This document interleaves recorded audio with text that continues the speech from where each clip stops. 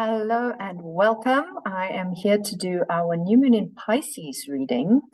So let's share the screen and jump into looking at that chart. Remember that I've set the chart for where I live, so don't worry about where the houses are set up. Rather just look at where the planets are, and then ideally you take that into your own chart. So you're going to look at your chart, which I have done a video on how to draw up your own chart. So you can go back and look in my files for that. And then if you go and you do your own chart, and then you look at where is Pisces in my chart, specifically Pisces, as this is the Pisces new moon, but there's obviously other areas you can look to. So here is the symbol for Pisces, like two fish with a little line linking them. And this is where we have sun and moon coming together in the sky to make the new moon. It's always that way when the moon and sun are close together, well, at the same degree, in fact. We cannot see the moon, or we just see that tiny shadow of the moon if we're looking closely, because the sun's light is taking over. And this is true too for other planets that get close to the sun. That's when we can't see them. So when Mercury gets within a certain degree range of the sun, we don't see him anymore, Venus, etc. And that's known as the time when those planets are in the underworld, where they're doing this whole process. And then when the distance becomes greater between whichever planet it is and the sun, then we get to see them again. So just recognizing that as the sun's extreme brightness, and how that brightness is quietening everything else. So when a planet gets close to there, it doesn't mean the planet's not effective. It just means the planet's energy is enmeshed very strongly with the sun. So the sun and moon do this dance every single month. And every lunar cycle, we begin at that new moon. I know I've said this numerous times, but as people find things at different times, and repetition as well is useful to help us recall this whole process. New moon is our dark time. It's the seed time. It's intention setting. For those of you who are part of women's circles at new moon, this is traditionally the menstruating time.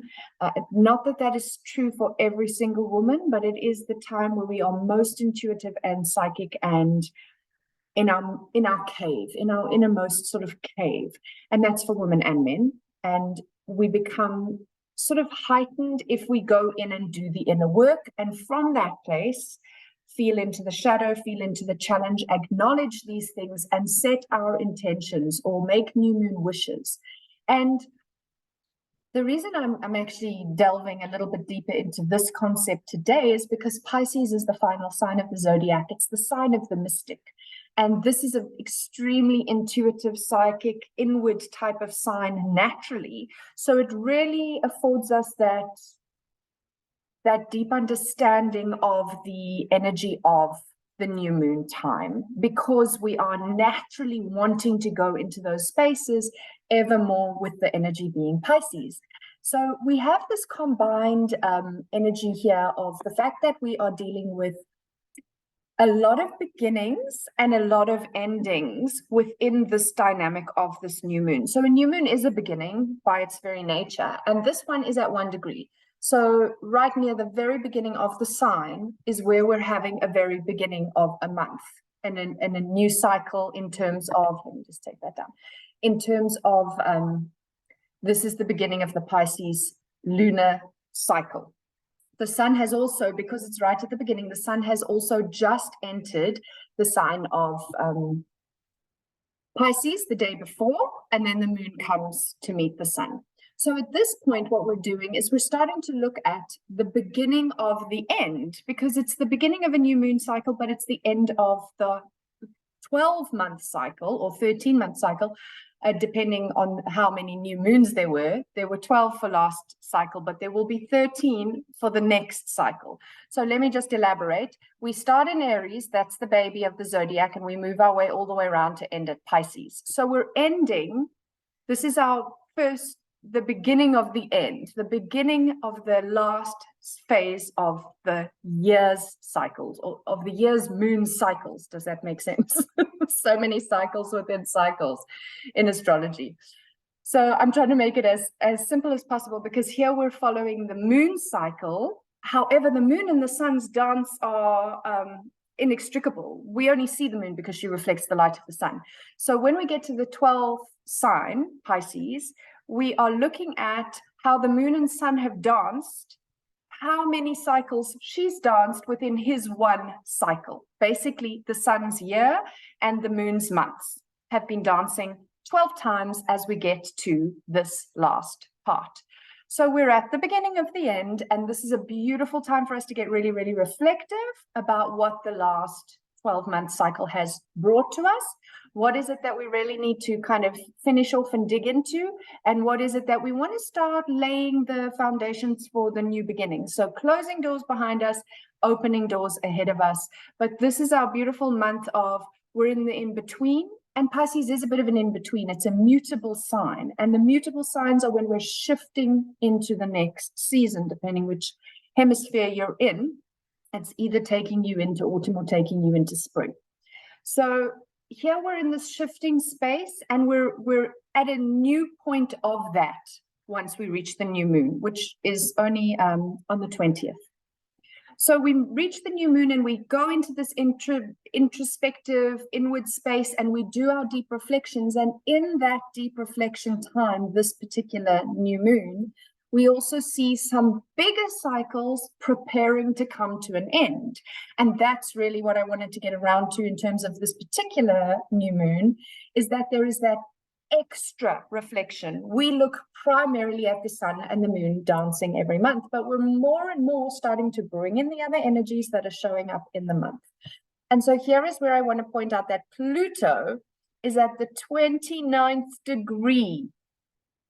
29 degrees and 15 minutes of Capricorn. Now, Pluto has spent a good 15 years doing his Capricorn journey, and he's going to come to the end of that, I think it's the 24th of March. So he's really a slow mover. His whole cycle is 250 years. When we're working with Pluto, we're in no rush. Sometimes we wish we were, but we can't push Pluto around.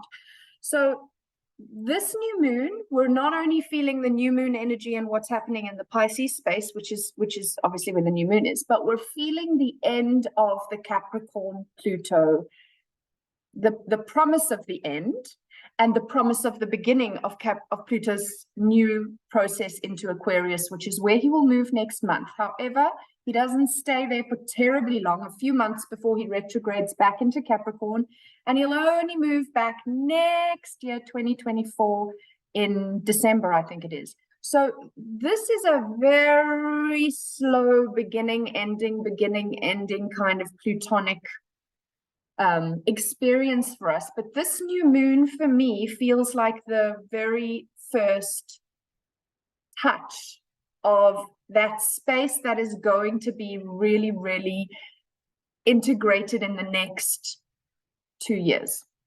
So it's quite important for us to feel into all those lessons of the Pluto in Capricorn journey. And this is really helpful if you go back and look at the cycles that you have undergone in Pluto's journey there. But we're not going to get too deep into that for now in terms of dates and whatnot.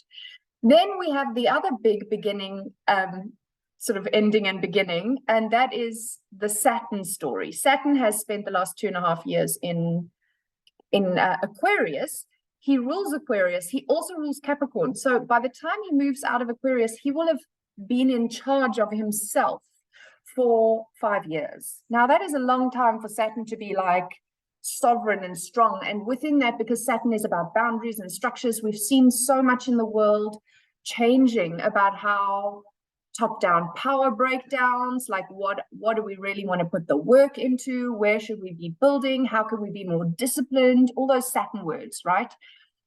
Because he's been really strong in his own space, he's been driving his work forward, saying, get on with it. And depending on your own chart and what that's been touching for you, will show you more of an indication where and how that's been impacting you. But we can already kind of envision how that's impacted globally. But now Saturn's going to be moving out also next month. I think it's the 7th or 8th of March. He moves into Pisces, where he will spend 2.5 years. Now, he's not ruling himself anymore. He's being ruled by Jupiter, who in some ways is kind of like his opposite. Because Saturn really wants boundaries and structures and order and discipline. And Jupiter's a bit like overly jubilant and excessive and expansive. So now suddenly, poor old Saturn, who's been really, he's felt like he's had control over himself. So for those of you who are kind of control freaky type people, you know, when you feel like you've got your ducks in a row, and then suddenly there's this space to dream, space for expanses. It's exciting, but it's also scary, because without the boundaries, you know, not always going to feel safe. And Saturn's going to be moving into basically the place where this new moon is happening. Obviously, he moves into 0 degrees before he hits 1 degree. But what we're going to feel at this new moon is the promise of, this is the space Saturn's about to nestle into. So it's almost like Sun and Moon, who can be looked at as mother and father, are preparing the bedroom for little Saturn. Imagine Saturn as a child in this situation. Normally we think of Saturn as an older, wiser energy, but just imagine that mom and dad, Sun and Moon, are going in there and they are making a new bedroom. They're redecorating the bedroom because they can see from the parents' perspective that maybe their child has gotten a little bit stuck in a rut, and they want to open up that child's imaginal world. So that little Saturn gets home from school and he's like a really serious little chap. And suddenly his room's decorated not in the way that he knows. His things are not where he's used to them being. At first, he's not going to be happy with that. Or perhaps at first he's happy and then he starts feeling unsafe. Depending on your predisposition will depend on how you and your Saturn kind of arrive in this new bedroom where your mom and dad have maybe just totally made it like a space station and you preferred everything to be a little bit more calm. And so Sun and Moon are paving the way for Saturn's imminent shift into Pisces. So we've got a few interesting things happening here, because we've got Pluto and Saturn at the end of something, getting ready to begin something new. We've got the new moon is a new beginning at the end of a bigger cycle, because it's Pisces. And then this, in fact, leads us into a double Aries new moon. And we haven't had that since, I think, like 2004. It's a long time. So we're going to have 13 new moons in the next cycle, and 2 of them will be Aries moons. And Aries is the ultimate new beginning. So we get like 2 ultimate new beginnings. And again, depending on your own natal chart and how that impacts you. For example, I'm an Aries moon. So normally I would only have 1 new moon every year, but this year I get 2 new moons. That could work really well for me if I figure out how to work it well, or it could be really challenging for me. I know how I react in my own moon sign months, and oftentimes it's challenging for me. Therefore, I can look at this as an opportunity, but I need to be realistic that sometimes I can think Aries keywords easily triggered during Aries seasons. So therefore, I'm kind of watching myself, because I have a pattern of watching myself over many years, that I can kind of understand and integrate when certain things are showing up for me. I mean, the one thing that always makes me laugh is, with all the knowledge, trying to have the control to move forward, thinking, okay, this is probably how that's going to affect me. It's never how I think it would be. So I want you to know that it won't be necessarily exactly how you think it plays out, but you will be a little bit prepared. And then in hindsight, you look back and go, oh, that's where that was. I had a very strong thought about how the last full moon would hit me, because it was in my first house, right on my ascendant. But it wasn't what I thought at all. It turned out to be much more in my actual physical body. When I look back, I go, well, obviously physical body in my first house, that makes sense. But pre-full moon, I didn't expect that that was what it was. I was having a already journey of, well, this is often what happens to me in Leo season. Therefore, maybe this is what's going to show up. And it wasn't that. It was another thing. Also, it fit the bill, but it wasn't what I thought. So I want you to just be gentle with yourself as you play with these dynamics. You can have ideas, but don't get stuck in them and locked in them. And don't feel like you're wrong because it wasn't what you thought. I mean, if it was that easy, we wouldn't be doing our work. You know, if it was just so easy to always know, oh, this is going to happen and that's going to happen and this is how I'll handle it and I'll be super composed and wonderful throughout, that's unrealistic. So rather be gentle with yourself as you learn and go through this journey of self-discovery, because for me, that's one of the biggest parts of astrology. It's a journey of self-discovery. And sometimes you think you've got yourself down, but there's always more to know. You're such an intricate, nuanced, amazing being that you'll never fully know you. It's the fun is in the journeying of trying to find that out for yourself. So I really want you to feel beginnings and endings. We also have Venus, who's all about how we love and our values. She's at the 29th degree as well. So she's also ending a space where she's been really happy. She loves Pisces. And she's just been traveling a little with Neptune. She's been totally this dreamy, happy space. And she's really been enjoying it. And she goes from this like graceful, dreamy, beautiful music dancing around the lounge room into fierce and fiery Aries, which is Mars ruled. So it's a little jarring for her. It's almost a little aggressive. I mean, she gets her certain benefits from that. So if you have Venus in Aries natally, it's not necessarily a bad thing, but it's definitely not as easy for her. She has to reshuffle herself a little bit more. So she's also coming out of something she loves into something that's going to be a little bit tougher for her. And that's kind of also an ending beginning that we're looking at this week.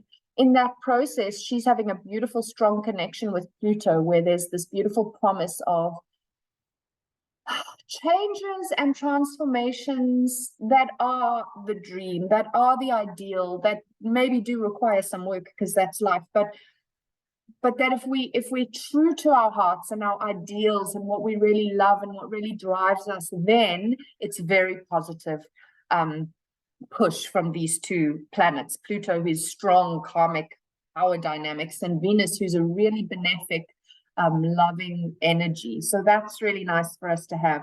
You know, we'd still have Mars in shadow, so that's also something we're still working with, and he and Uranus are irritating each other a little bit. They're in each other's peripheral vision here at 15 degrees of signs right beside each other. So it's both of them have this kind of action thing. Mars is how we get things done in action, and Uranus is kind of polarizing shifts at times and extremes. So they kind of irritating each other, and they can't see each other. And you might find that play out.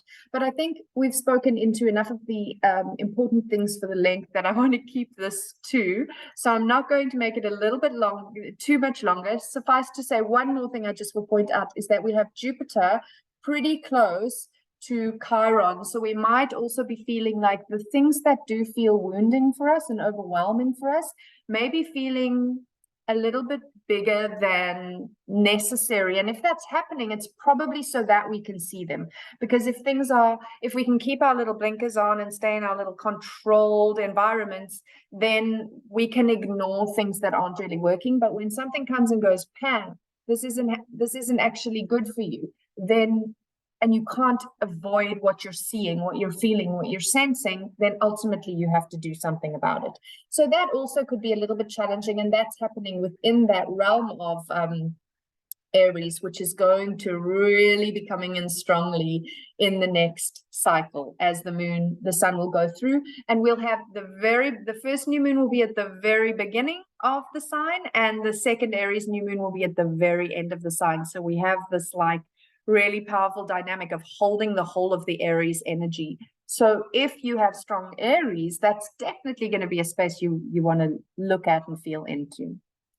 I think that is about it for this particular reading. I hope that it has been helpful, and please like, share, subscribe, follow. And if you are interested in getting some personal support, I am available for that too, and the link will be below. I hope you have a wonderful day, a wonderful new moon, and we'll see you at full moon.